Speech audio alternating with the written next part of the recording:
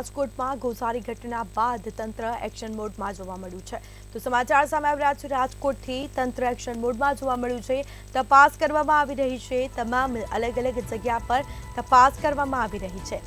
તો બીજી તરફ ભરૂચના અંકલેશ્વરની હોસ્પિટલ બંધ કરવામાં આવી છે। તો રાજકોટની જે ઘટના બની અને પછી તમામ જે મહાનગરો છે તેમાં તંત્ર સફાળું જાગ્યું છે। फायर सेफ्टी अभावे हॉस्पिटल ने सील करवामां आवी छे। हॉस्पिटल ने बंद करवामां आवी छे। दर्दीओने तात्कालिक बीजी हॉस्पिटल में शिफ्ट करवामां आव्या छे। तो आ साथे ज तंत्र सफाळुं जाग्युं। राजकोटना गोझारी जे घटना बनी अने पछी तंत्र एक्शन में आव्युं छे। तो भरूचना अंकलेश्वरनी हॉस्पिटल ने बंद करवामां आवी छे। तो आ साथे कामदारो माटेनी ESIC हॉस्पिटल ने बंद करवामां आवी छे। फायर सेफ्टी अभावना कारणे हॉस्पिटल ने बंद करवामां आवी छे। तो तपास करवामां आवी रही छे अने तमाम जे दर्दीओ छे तेओने तात्कालिक बीजी हॉस्पिटल में शिफ्ट करवामां आव्या छे। तो हाल तंत्र कामगीरी करी रह्युं छे। राजकोट में गोझारी घटना बाद तंत्र एक्शन मोड में आव्युं छे अने तपास करी रह्युं छे। सीलिंगनी कार्यवाही करवामां आवी रही छे। पछी हॉस्पिटल, दुकान, ट्यूशन क्लासीस, स्कूल होय साथे ज चेकिंग करवामां आवी रह्युं छे अने फायर सेफ्टीना अभावने पगले सीलिंगनी कार्यवाही करवामां आवी रही छे। फायर सेफ्टीना अभावना कारणे हॉस्पिटल पण बंद करवामां आवी छे। दर्दीओने तात्कालिक बीजी हॉस्पिटलमां शिफ्ट करवामां आव्या हता। दिल्ली में भी हॉस्पिटल में अभी बहुत चिल्ड्रन मर गया था। ये सिविक्सनेस अच्छी तरह से लेटेस्ट टेक्नोलॉजी से हम फायर फाइटिंग का सिस्टम मेंटेनेंस करके ये सब फिटिंग करने के लिए हम 1 महीना बंद कर देते हैं। उसका अल्टरनेट अरेंजमेंट भी किया। उसको हम दूसरा हॉस्पिटल में देंगे और उसका हम प्रोविजन देंगे रीइंबर्स करने के लिए। ट्रीटमेंट लेगा तो पैसा वापस करने के लिए सब प्रोविजन करके हमारा શું નામ છે તમારું? મહેન્દ્ર પાટીલ।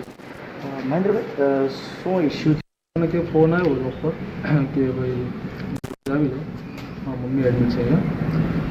તો હું આવીને પછી ડૉક્ટરને પૂછ્યું કે ભાઈ શું તકલીફ છે, તો કે કંઈ ફાયર સેફ્ટીના લઈને લીધે પ્રોબ્લેમ છે કે હોસ્પિટલમાં, એટલે હોસ્પિટલ ખાલી કરવાનો ગવર્મેન્ટનો આદેશ આવ્યો। આ કેવી રીતનો મતલબ ગવર્મેન્ટ જ્યારે હોસ્પિટલ બનાવે ત્યારે તમારે બધું જોવું જોઈએ ને કે સેફ્ટીનું કે શું છે શું નથી। રાજકોટના TRP ગેમ ઝોનની ગોઝારી ઘટના બાદ તેની અસર ભરૂચ જિલ્લામાં પડેલી છે।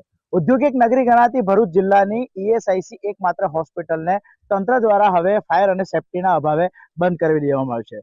તમને જણાવી દઈએ કે આ હોસ્પિટલનું ઓપનિંગ ફેબ્રુઆરી 2017માં જે તે સમયના મુખ્યમંત્રી વિજય રૂપાણી અને લેબર કમિશનર દત્તાત્રેયના હસ્તે કરાયું હતું અને આ હોસ્પિટલ શરૂ કરવામાં આવી હતી। શું જે તે સમયે આ હોસ્પિટલની અંદર ફાયર સેફ્ટીના સાધનો નહોતા જોવામાં આવ્યા, તે પણ એક સવાલ છે।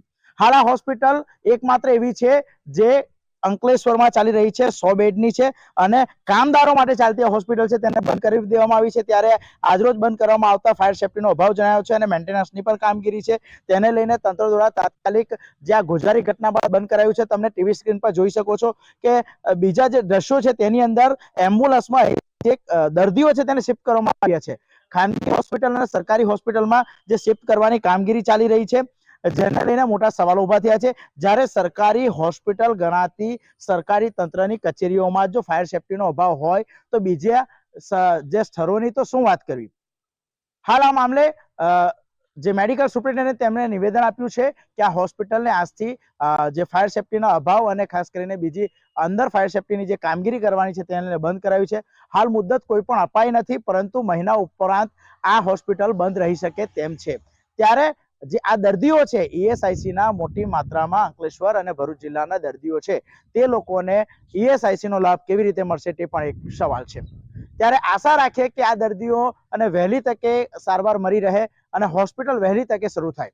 કેમેરા પર્સન ધર્મેન્દ્ર પ્રસાદ સાથે વાસુ પરમાર, મંતવ્ય ન્યૂઝ, ભરૂચ।